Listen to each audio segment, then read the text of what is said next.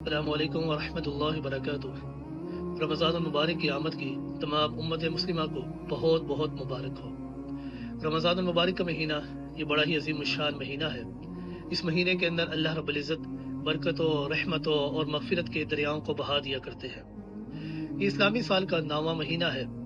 اس مہینے کی عظمت اور تقدس کے لیے اتنی ہی بات کافی ہے کہ اللہ رب العزت نے تا قیامت انسانیت کی دینی اور دنیاوی فوز و فلاح پر مشتمل اپنی لاریب اور بے عیب کتاب قرآن مقدس کو اسی مہینے کے اندر نازل فرمایا ہے۔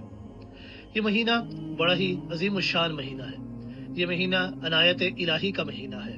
اللہ رب العزت اس مہینے کے اندر اپنی طرف سے رحمتوں کے دریاؤں کو بہا دیتے ہیں۔ یہ مہینہ ایسا عظیم الشان مہینہ ہے کہ جس بندہ مومن کے اندر اگر ایمان کی معمولی سی رمق بھی باقی ہے تو وہ اس کا ایمان اتنا ہی نکھر کر باہر نظر آئے گا۔